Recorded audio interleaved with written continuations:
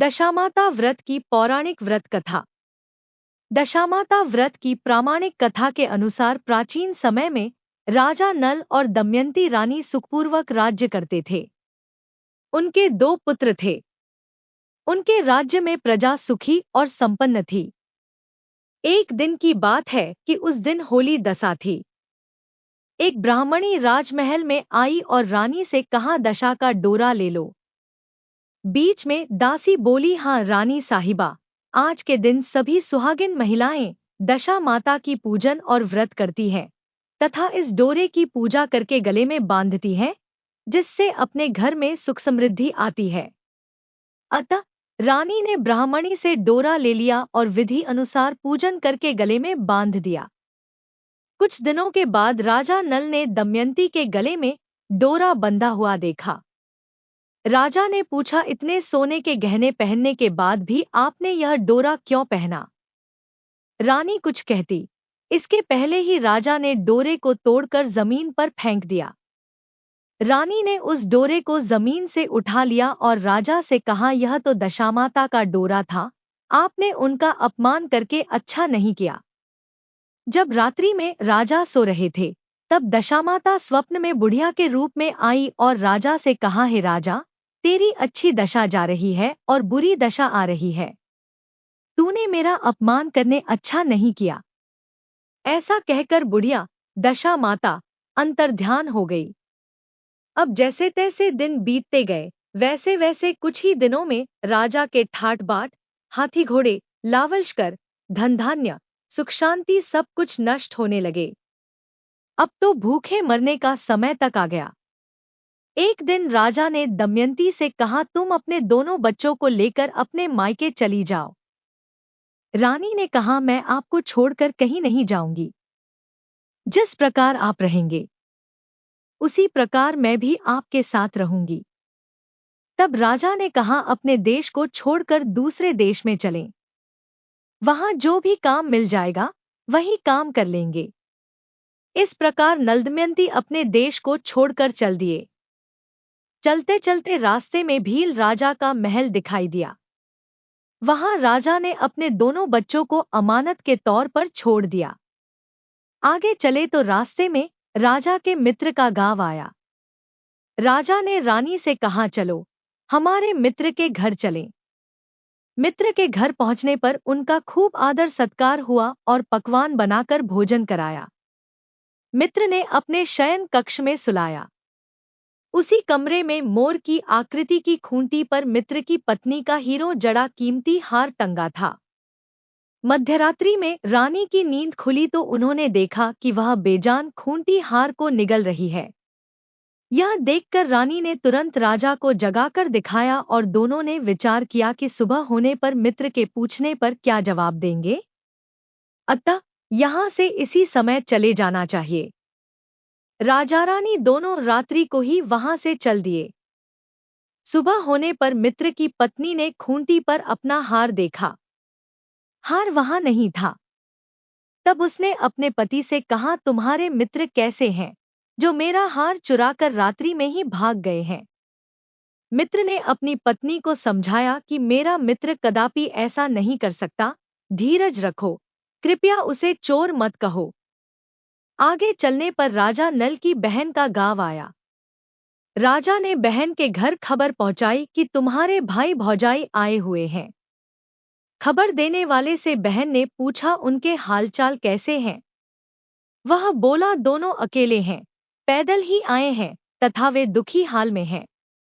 इतनी बात सुनकर बहन थाली में कांदा रोटी रखकर भैया भाभी से मिलने आई। राजा ने तो अपने हिस्से का खा लिया, परंतु रानी ने जमीन में गाड़ दिया।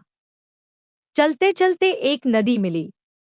राजा ने नदी में से मछलियां निकालकर रानी से कहा, तुम इन मछलियों को भूंजो, मैं गांव में से परोसा लेकर आता हूं। गांव का नगर सेठ सभी लोगों को भोजन करा रहा था। राजा गांव में गया और परोसा लेकर वहां से चला तो रास्ते में चील ने झपट्टा मारा तो सारा भोजन नीचे गिर गया।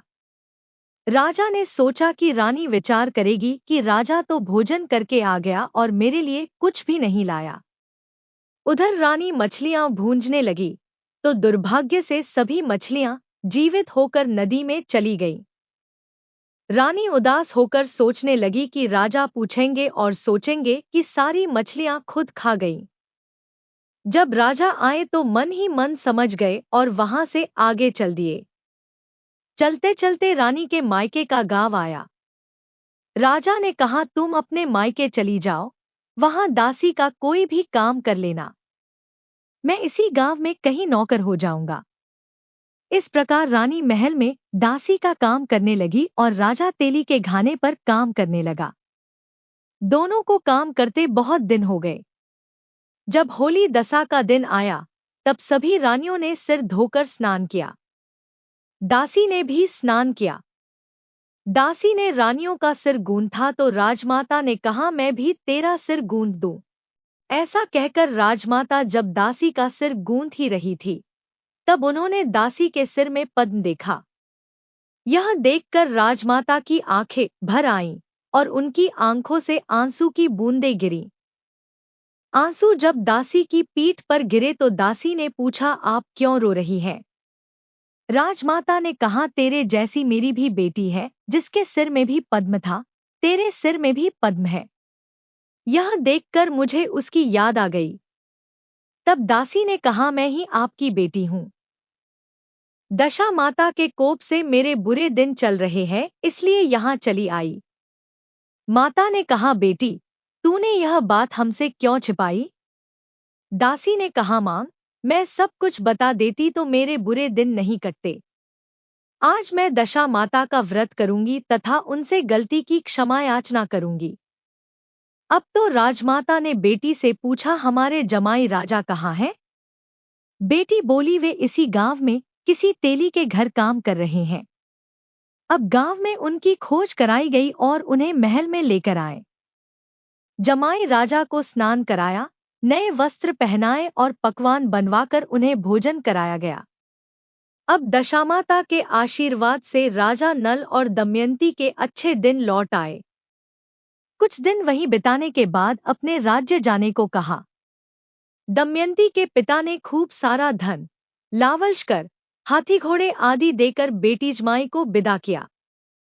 रास्ते में वही जगह आई जहां रानी में मछलियों को भूना था और राजा के हाथ से चील के झपट्टा मारने से भोजन जमीन पर आ गिरा था। तब राजा ने कहा, तुमने सोचा होगा कि मैंने अकेले भोजन कर लिया होगा, परंतु चील ने झपट्टा मारकर गिरा दिया था। अब रानी ने कहा, आपने सोचा होगा कि मैंने मछलियां भूनकर अकेले खा ली होंगी, परंतु वे तो जीवित होकर नदी में चली गई थी। चलते चलते अब राजा की बहन का गांव आया। राजा ने बहन के यहाँ खबर भेजी। खबर देने वाले से पूछा कि उनके हालचाल कैसे हैं। उसने बताया कि वे बहुत अच्छी दशा में हैं। उनके साथ हाथी घोड़े लावलश्कर हैं। यह सुनकर राजा की बहन मोतियों की थाल सजाकर लाई। तभी दमयंती ने धरती माता से प्रार्थना की और कहा, मां, आज मेरी अमानत मुझे वापस दे दो। यह कहकर उस जगह को खोदा जहां कांदा रोटी गाड़ दिया था। खोदने पर रोटी तो सोने की और कांदा चांदी का हो गया।